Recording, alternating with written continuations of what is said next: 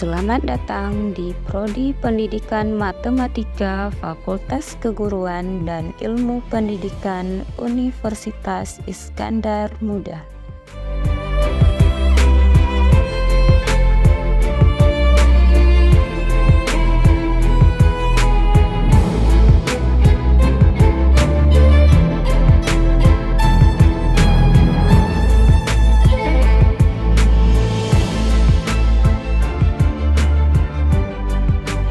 Assalamualaikum warahmatullahi wabarakatuh. Perkenalkan, nama saya Khairul Ismi MPD dengan background keilmuan pendidikan matematika. Saat ini saya adalah salah satu tim pengajar pada program studi pendidikan matematika Fakultas Keguruan dan Ilmu Pendidikan Universitas Iskandar Muda, Banda Aceh. Video ini saya buat sebagai bentuk penyataan diri dosen untuk kerja Tridharma perguruan tinggi, khususnya pada bidang pengajaran. Video ini saya buat sebagai salah satu persyaratan pengajuan sertifikasi dosen pada tahun 2024. Izinkan saya mendeskripsikan salah satu mata kuliah yang saya ampuh, yakni mata kuliah logika matematika.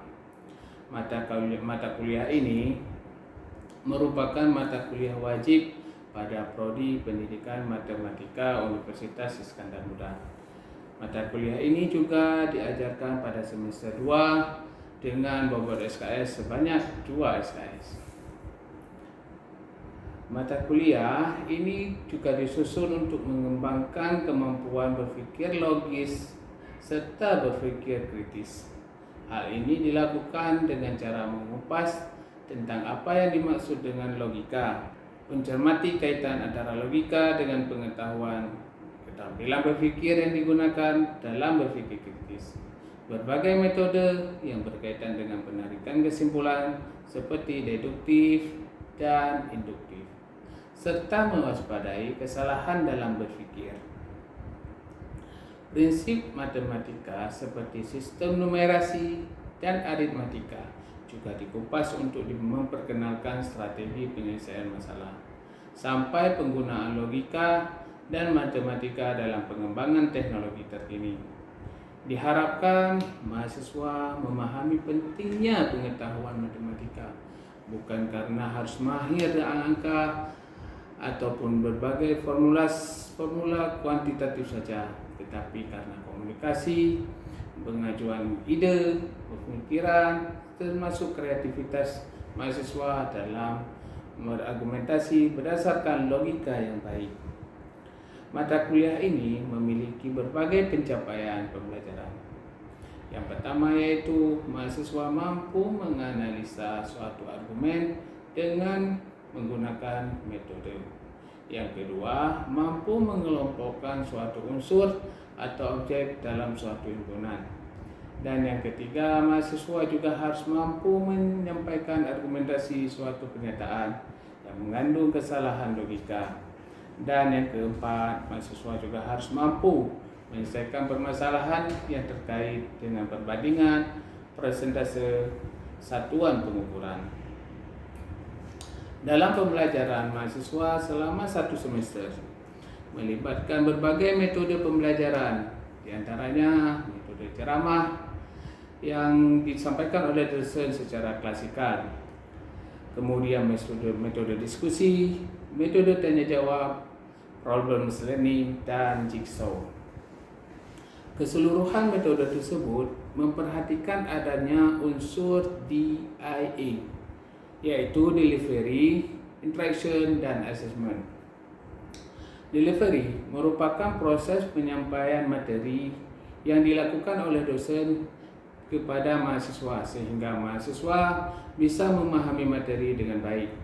Interaction merupakan interaksi antara dosen dengan mahasiswa, mahasiswa dengan mahasiswa yang harus dibangun dengan baik dalam proses pembelajaran.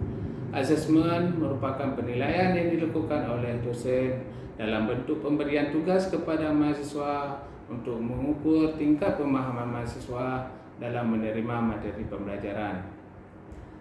Pada aspek delivery, dosen biasanya memberikan tayangan berupa PowerPoint yang dirangkum dari berbagai sumber, baik itu dari buku ajar ataupun modul pembelajaran.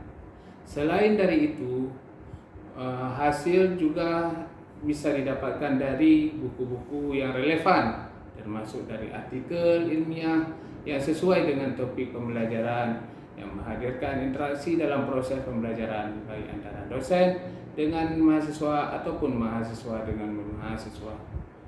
Berbagai pengalaman melalui aktivitas tanya jawab, diskusi kelas maupun presentasi kerja kelompok untuk unsur asesmen nilai akhir mahasiswa ditentukan berdasarkan 5 aspek, yakni yang pertama aspek kehadiran, yaitu sebanyak 15%, yang kedua nilai kuis, yaitu sebanyak 10%, yang ketiga yaitu tugas sebesar 15%, dan UTS ataupun midterm sebanyak 25%, dan ujian akhir nasional, ujian akhir yaitu sebanyak 35%. Dan apabila ditotal semuanya yaitu menjadi 100%. Dan di sana ada bobot nilai yaitu nilai A sampai nilai I. Nah, berikut disajikan kilas proses pembelajaran mata kuliah dan pembelajaran pada salah satu pertemuan pada mata kuliah logika matematika. Selamat menyaksikan.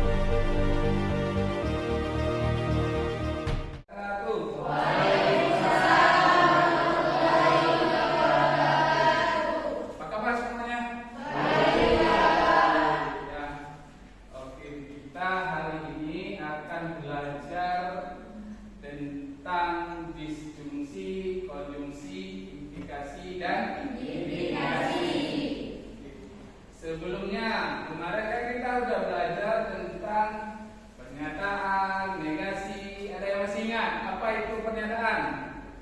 Pernyataan adalah kalimat yang harus yang benar saja atau salah saja.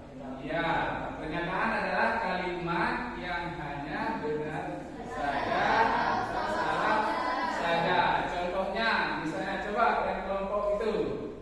Contoh pernyataan. Malaysia adalah ibu kota Malaysia adalah Kuala Lumpur. Ya, itu pernyataan atau bukan? Pernyataan. Kalau mau bilang Jakarta adalah ibu kota Malaysia, pernyataan atau bukan? Pernyataan atau bukan? Pernyataan. Pernyataan bernilai salah. Kalau contoh yang bukan pernyataan, coba kelompok ini.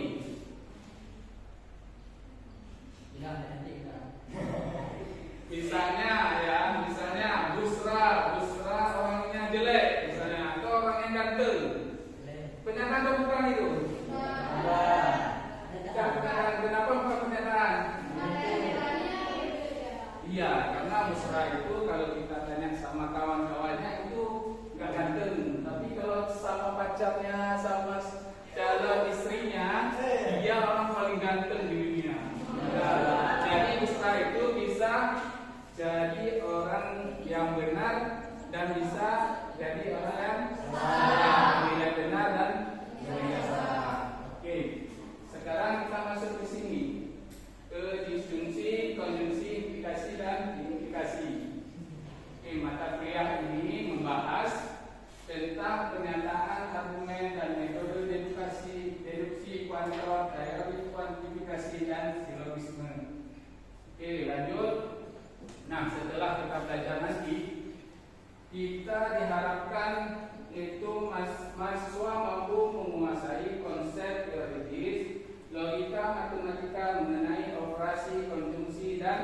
disjungsi. Yang kedua, mahasiswa mampu menguasai konsep teoritis logika matematika mengenai operasi implikasi dan identifikasi. Oke, yang ketiga, yaitu mahasiswa mampu menguasai konsep teoritis logika matematika mengenai tabel kebenaran dari gabungan operasi logika dan operasi logika matematika. Oke, kemudian, nah, model yang kita belajar nanti itu model pembelajaran tipe jigsaw. Ada yang pernah dengar itu operasi jigsaw gimana? Kayak nanti misalnya kelompok ini, Bapak kasih materi nanti di kelompok ini. Satu misalnya materi tentang implikasi. Nah, salah satu dari mereka nanti belajar, kelompok ini pertama belajar dulu tentang implikasi. Kemudian orang ini kan sudah menguasai tentang implikasi. Kemudian kelompok ini implikasi, kelompok itu misalnya disjungsi, yang ini konjungsi. Mereka belajar dengan teman-teman kelompoknya tentang materi yang sudah Bapak kasih. Kemudian orang ini kan masuk kasih satu materi.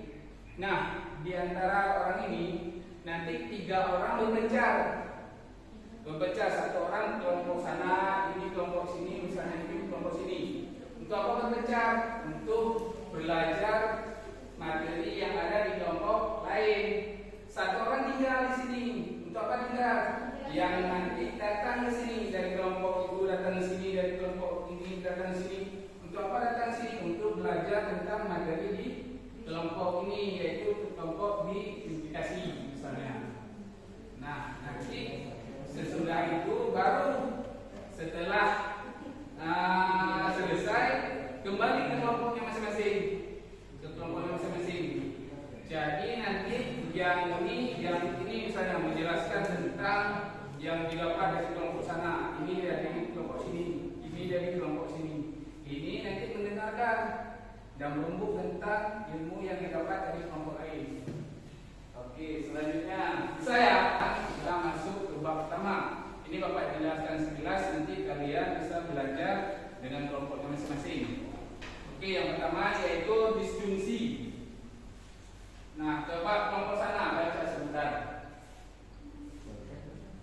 Nah, baca yang ini. Disjungsi. Disjungsi adalah pernyataan majemuk dengan kata penghubung, yaitu kata atau. Ya, kemudian di bawahnya Lambang yang digunakan adalah P, ya, atau P disjungsi I, ya, baca P atau I. Oke, ngerti? Ngerti Pak? Ngerti ya. Oke, ini dia. Ini tabel kebenarannya.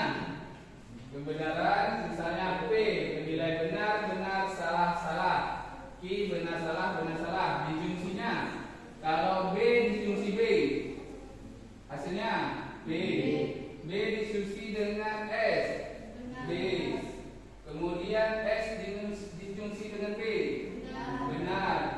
S dengan S, salah. Nah, dari ini apa yang kita bisa ambil kesimpulan? Kapan dia bernilai benar dan kapan dia bernilai salah? Dia bernilai benar jika P dan Q benar, atau dalam kemungkinan lain dia P-nya bernilai salah, di Q-nya bernilai benar. Tapi jika keduanya bernilai salah, maka hasilnya salah. Oke, ya, tuh tepuk tangan untuk ibu ini. Ya. Oke ya, ini gimana? Salahnya kapan gitu? Yang ini ingatnya salah, yaitu kapan dia bernilai salah? Ketika P-nya bernilai salah, I-nya bernilai salah. Itu yang nilainya salah. Selain dari itu bernilai benar. Oke, ini dia Bapak sudah buat ini. Suatu disjungsi bernilai benar apabila paling sedikit satu komponennya bernilai benar. Jika nggak ada komponen bernilai benar, berarti dia salah. Oke, lanjut. Nah, contoh misalnya P X kuadrat kurang 4 sama dengan 0. Nah, X kuadrat ini dijabarkan jadi X kurang 2 X tambah 2. Ini bisa ya? Oke, bisa. X kali X kan X kuadrat dan selanjutnya. Ini udah kita belajar di materi yang lain. Kemudian X sama dengan 2 proses operasi yang ini. Kemudian Q 1 kurang min 1 sama dengan 0. Ini bernilai benar atau salah? Benar. Bernilai salah. Ini sudah ada kan? 1 kurang min 1. Min dengan min kan? 1 tambah 1 benar. Seharusnya di sini berapa? 2. Itu yang bernilai benar. Oke, kalimat P disjungsi Q bernilai salah jika P bernilai salah. Jadi agar X kuadrat kurang 4 sama dengan 0 bernilai salah, maka X tidak sama dengan plus minus 2. Ini dia, karena ini bernilai salah, maka disjungsinya bernilai salah. Oke, selanjutnya langsung ke konjungsi. Konjungsi kelompok itu. Coba silakan. Dan Lambang yang digunakan adalah lambang ini ya, lambang kembali ya. Oke. Lanjut ya, dibaca ya. Dibaca P dan Q.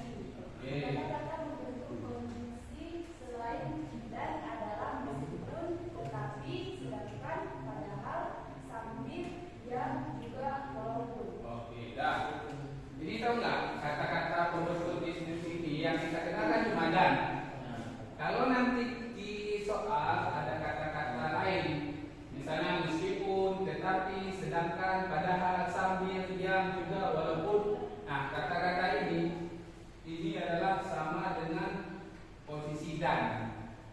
Jadi kata-kata ini juga termasuk ke dalam konjungsi. Nah, bisa ya? Oke, ini dia. Nah, sama kayak disjungsi tadi. Apa yang bisa kalian lihat dari tabel ini? Dia hanya bernilai benar jika P dan Q bernilai benar, selebihnya salah. Oke, itu dia. Itu konsep cara melihatnya, menghafalnya. Kapan dia benar? Kalau tadi kan melihat salah. Kalau disjungsi kapan dia salah? Ketika bernilai kedua-duanya salah. Yang ini dia benarnya. Kapan dia benar? Ketika kedua-duanya bernilai benar. Ketika dia bernilai benar, kedua-duanya bernilai benar, itu menghasilkan benar. Selain dari itu semuanya menghasilkan nilai salah. Oke, ini dia. Oke, kemudian, nah, tentukan nilai kebenaran dari kalimat 2 tambah 3 sama dengan 5 atau Jakarta bukan ibu kota RI. Yang atas yang ini kira-kira benar atau salah? 2 tambah 3 sama dengan 5. Benar. Ada yang bilang salah? Enggak ya. Kalau salah turun lagi ke sini. Oke, Ki, Jakarta bukan ibu kota RI, benar nggak? Salah ya. Ya, 2 tahun ke depan mungkin ini sudah jadi benar. Ya, Karena pindah ibu kota baru. Oke, jadi 2 tambah 3 sama dengan 5 dan Jakarta bukan ibu kota RI bernilai salah. Kenapa? Karena B jumpa dengan S. Makanya salah. Kapan dia benar? Ketika dia kedua-duanya bernilai bisa ya? Paham ya? Paham. Oke, ini aja kok nggak bisa. Oke, implikasi. Coba kelompok ini. Nah, P implikasi Q dibaca jika P mengkali P hanya jika atau P berimplikasi Q asal saja Q. Pernyataan Q disebut presiden, hipotesa. hipotesa atau sebab, dan Q disebut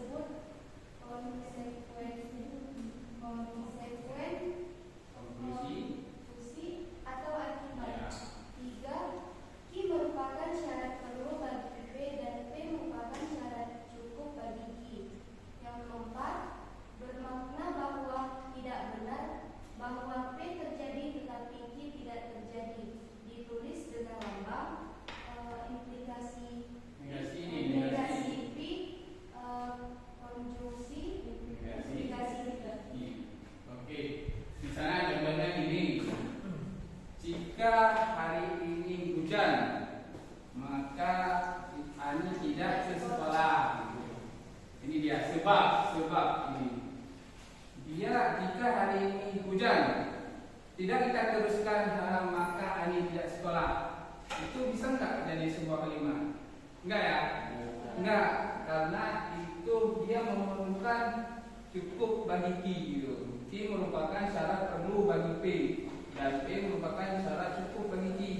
Yang dibutuhkan itu yang sebabnya, yang akibatnya, yang ini cukup bagi Q. Oke, biar gampang kita lihat contohnya. Nah, ini dulu ke tabel kebenaran. Nah, apa yang disimpulkan dari tabel kebenaran ini? Dia hanya bernilai salah jika dinilai P itu benar dan dinilai Q itu salah, atau disebut dengan BS. Ya, dia bernilai benar jika yang ininya bernilai salah. Nah, yang keduanya akibatnya, itu bukan sebabnya, akibatnya bernilai salah. Itu yang hasilnya bernilai salah, dan P-nya bernilai benar. Itu ini ya. Jadi dua pernyataan P dikasih Q bernilai salah satu hanya jika P bernilai benar disertai Q bernilai salah. Itu yang salah. Jika BS itu bernilai salah, yang lain daripada itu bernilai benar. Nah, ini yang salah juga diingat. Berarti yang salah yang apa aja ini? Disjungsi dan implikasi. Nah, kalau konjungsi yang diingat apa tadi? Bernilai benar. Oke, contohnya ini bisa nampak nggak? Enggak. Kalau P ada gula, Q ada semut. P implikasi Q. Jika ada gula maka ada semut. Gitu. P adalah faktor dari 8, Q adalah 8 adalah bilangan genap. Jika 2A adalah faktor dari 8, maka 8 adalah bilangan genap. Ya, ini. Nah, sekarang implikasi kelompok mana yang belum? Nah, kelompok ini jawab. Implikasi. Implikasi adalah dua pernyataan P dan Q yang dinyatakan dengan lambang P implikasi Q. Dibaca P jika dan hanya jika Q. P implikasi Q mengandung makna bahwa P implikasi Q benar dan juga Q implikasi P benar. Dengan kata lain, P implikasi Q merupakan tingkatan dua implikasi P implikasi Q dan Q implikasi P. Oke, benar ya. Oke, dari tabel ini apa yang bisa dilihat? Dia hanya bernilai benar jika benar-benar saja dan salah-salah saja jika perbedaan dia bernilai salah. Oke, bisa. Ya, jika benar-benar atau salah-salah itu yang bernilai benar. Selain dari itu bernilai salah. Ya, contohnya sekian. Sekarang kembali ke kelompok. Ya, kita akan belajar tentang yang sudah kita belajar sekilas tadi. Ini Bapak ada soal, ada materi, silakan belajar dengan kelompok masing-masing. Oke. Silakan dulu ya, waktu kami. Ya, lengkap ya.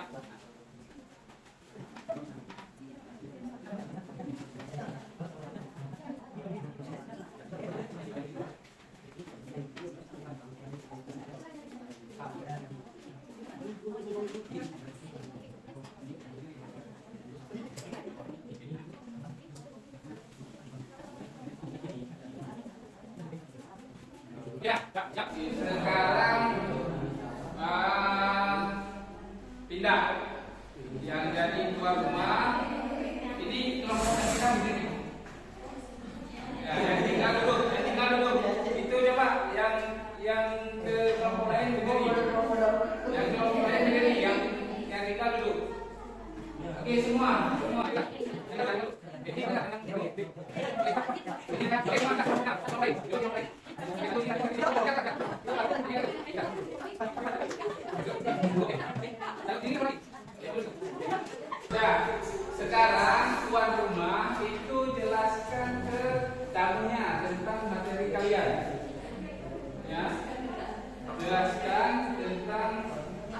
materi kelompoknya masing-masing kepada tamu-tamu yang sudah datang.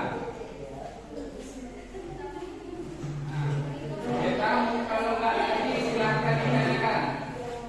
Kalau udah siap, oke, kamu lagi berdiri lagi, kamu berdiri dulu, berdiri, kamu, keluar dulu, kamu berdiri. Oke, kamu berdiri kembali ke kelompok asalnya.